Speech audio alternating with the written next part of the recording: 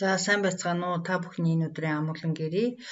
За бид хэдийн дараагийн ярилцах сэдэв бол энэ эргэх холбоо буюу өөрөөр хэлбэл бид нар явцын үнэлгээний үр дүнд үндэслэж юу дүгнэх вэ гэдэг асуултанд хариулцгаая. За ер нь явцын үнэлгээний хамгийн гол ач холбогдол бол бид нар юу хийх ёстой вэ гэхээр энэ үнэлгээнийхээ үр дүнд үндэслээд яг одоо сурагчтайгаа яаж ажиллах вэ? Цаашдаа яаж энэ суралцсан үр дүнд хүрэхийн тулд цаашид хэрхэн хамтран ажиллах талаар энэ эргэх холбоог үүсгэх, хамтран ажиллах ийм явдал чухал байдаг. Тэгэхээр бид нэр өнөөдрийнхээ энэ слайдаар бол бүгдээрээ яаж сурагч бүрт эргэх холбоотой ажиллахын, багш сургуульд ямар эргэх холбоог олох вэ? Явцын үнэлгээний үр дүн нь биднэрт ямар мэдээллийг өгж байгаа юм бэ гэдэг дээр түлхүү анхаарч хамтран ярилцъя. Энд бол биднүүсийн энэ химийн онцлогооны үр дүнгээс харах юм бол 4 түвшний суралцагчдын гүйцэтгэл байна. За хамгийн эхний гүйцэтгэл дээр бол ямар ч алдаагүй буюу даалгавруудыг зөв гүйцэтгсэн ийм байдал харагдаж байна. За энэ түрүүний биднүүсийн бас энэ гарааны онцлогоон дээр суралцагчид бодисын төлөв байдал тэр тухайн төлөв байдалд орж байгаа бодисын жижиг хэсгүүд хэрхэн байрлах вэ гэдгийг тайлбарлаж загварчилж чаддаг болсон байх ёстой гэж ярилцж байсан. Тэгэхээр үүний дагуу энэ эхний энэ А түвшний гүйцэтгэлтэй сурагчид бол энэ сурагчийн зурсан зургийг буруу гэж тодорхойлоод яагаад буруу зурсан бэ гэдгийн доор нь дүгнэлт хэсэгт тайлбарлаа. Тэгээд өөрөө энэ жижиг хэсгүүд яаж байрлах ёстой вэ гэдгийг энэ дөрвөлжин дотор зурсан байна. Тэгэхээр энэ эхний А гүйцэтгэлтэй түвшин бол энэ алдаагүй байна гэдэг нь энэчнээс харагдаж байна.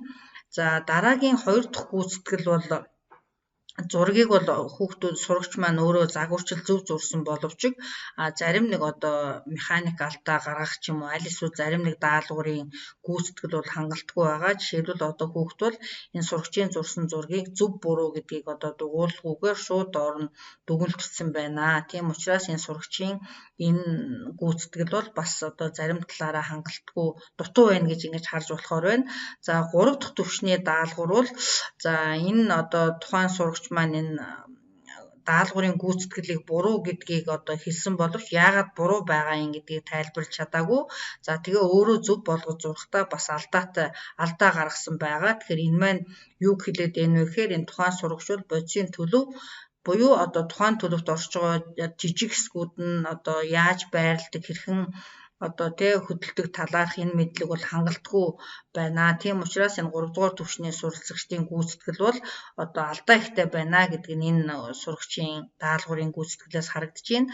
За хамгийн сүүлийн 4 дахь түвшин буюу хамгийн хангалтгүй түвшинд бол тухайн сурагч бол ямар ч даалгавар гүйцэтгээгүй байгаа нь та бүхэнд харагдаж байгаа. Тэгэхээр энэ маань юу хэлээд байна вэ гэхээр энэ сурагч бол энэ бодисын төлөв байдал буюу энэ нэгжийн хүрээнд эзэмших ёстой мэдлэг чадвараа хангаагүй байна. Энэ талаар ойлголт бол авч чадаагүй байна гэдгийг бол энэ сурагчийн гүйцэтгэлээс харагдаж байна. За ийм учраас бид нар энэхнээс юу харагдах вэ гэхээр энэ сурагч болгоны гүйцэтгэлээс тухайн нэгжийн хүрээнд үнэлгээний шалгуурыг ямар түвшинд хангасан байна вэ гэдгийг бол энэ сурагчдын гүйцэтгэлээс харж болно. Багш энэчнээс юу хийх ёстой вэ гэхээр тухайн түвшний сурагчийн гүйцэтгэлд үндэслэж цаашид би энэ сурагчтай хэрхэн яаж ажиллах вэ гэдэг энэ стратеги боловсруулах явдлыг чухал байдаг. Жишээлбэл хамгийн сайн буюу түвшний сурагчид бол энэ тухайн нэгжийн хүрээнд эзэмших ёстой мэдлэг чадвараа эзэмссэн байгаа тохиолдолд бид нар цаашдаа энэ сурагчтай яаж ажиллах вэ гэхээр энэ чиглэлээр энэ агуулгын хүрээнд сурагчийг яаж цааш нь хөгжүүлэх вэ? Бусад хүнд хэлбэрийн даалгавруудыг яаж ажиллахын өөр жишээлбэл усны жишээн дээр энд авсан бол өөр бодисын жишээн дээр ямар байх уу гэдэг дээр ажиллах ч юм уу. Аль эсвэл энэ тухайн хамгийн сайн хангалттай түвшний сурагчд бол нэмэлт даалгавар гүйцэтгэж өөрөөр хэлбэл энэ чиглэлээр сурагчийг байгаа түвшинд нь орхих биш, хангалттай гэж үзээд орхих биш, харин цаашид энэ сурагчийг хөгжүүлэх тал дээр анхаарч ажиллах шаардлагатай болно. Дараагийн B түвшний буюу 2 дугаар түвшний гүйцэтгэл дээр энэ дээр бол энэ даалгаврын гүйцэтгэл дээр бол сурагчид бол бас зарим тал дээр алдаа гаргаад байгаа. Тэгэхээр яг юун дээр нь алдаад байна? Ялангуяа энэ B түвшний хүүхдүүд бол даалгаврын өгөгдлийг сайтар ойлгох Тэгээд дээр нь энэ даалгавраа гүйцэтгэхдээ анхааралтай байх, дээр нь одоо өөрийнхөө даалгаврын гүйцэтгэлийг эргэж хянах энэ чадварууд бол бас нэлээд хангалтгүй байгаа нь энэ даалгаврын гүйцэтгэлээс харагдаж байгаа. Тэгэхээр энэ одоо бие түвшний хүүхдүүдийг бид нар яаж энэ чадварыг эзэмшүүлэх вэ гэдэг дээр анхаарч ажиллах шаардлагатай байгаа. За С түвшний хүүхдүүд бол бас энэ талаар бодисын төлөвийн шилжилтийн талаар тодорхой хэмжээгээр ойлгосон ч гэсэн бас энэ ойлголт бол хангалтгүй байдал түгээмэл байгаад байна. Тэгэхээр одоо яг энэ одоо бодисын төлөв байдал тэр бодисын жижиг хэсгүүд энэ талаарх одоо мэдлэгийг одоо цаашид гүнзгийрүүлэх одоо хөгжүүлэх тэгээ дутуу байгаа алдаатай байгаа зүйлүүдийг одоо ойлгуулах тал дээр бол багш ажиллаж анхаарах хэрэгтэй.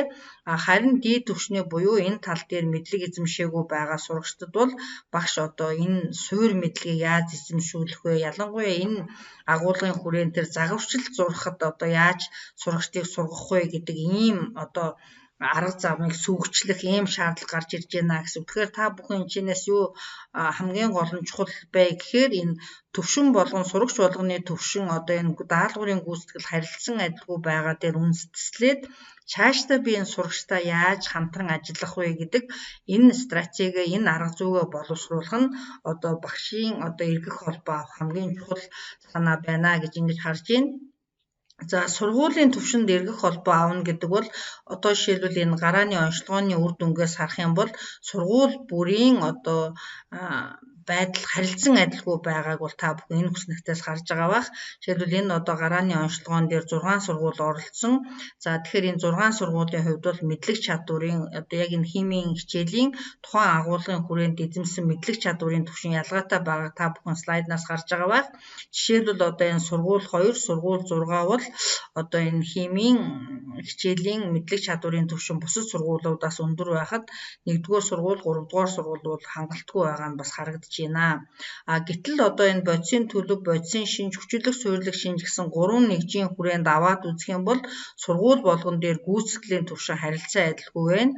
Жишээлбэл сургууль 1-ийн хувьд бол хүчлэг суурилах шинж агуулгын одоо энэ гүйцэтгэлийн түвшин хамгийн бага буюу 21.4 байна гэдэг нь энэ сургуулийн хэмжээнд энэ агуулга дээр илүү түлхүү анхаарч ажиллах зайлшгүй шаардлагатай байгааг харуулж байна. Гэтэл сургууль 5, 6, 2 дээр бол бодисын төлөв энэ тухайн төлөвт орж байгаа бодисын жижиг хэсгийг загварчлах гэсэн энэ агуулгын хүрээнд бол бас бусад агуулгуудаасаа бол хангалтгүй байгаа нь харагдаж байна.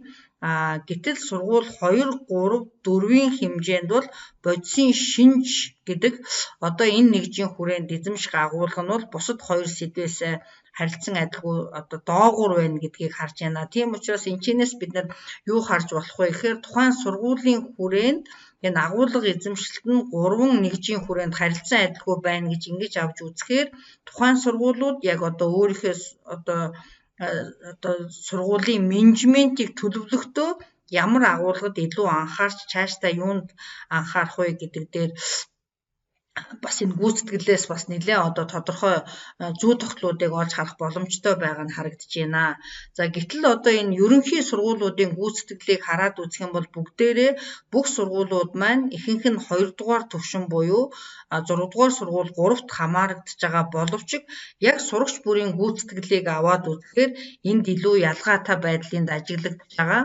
Жишээлбэл одоо сургууль 1-ийг аваад үзэх юм бол A гүйцэтгэлийн түвшинтэй сурагч байхгүй, B, C, D гүйцэтгэлтэй сурагчид нэлээд давмгайлж байгаа. Тэгэхээр энэ сургууль 1, 3, 4 бол энэчнээс одоо тухайн 6 дугаар ангийн сурагчдын одоо энэ химийн даалгаврын гүйцэтгэлийг хараад үзэхээр сурагчид бол ихэвчлэн CD түвшинд давмгайлсан ийм сурагчид байгаа нь ажиглагдаж байна гэсэн үг. Гэтэл сургууль 2, 5-ын хүрээнд бол одоо бүх сурагчид A, B, C түвшин бол жиг тархсан байна.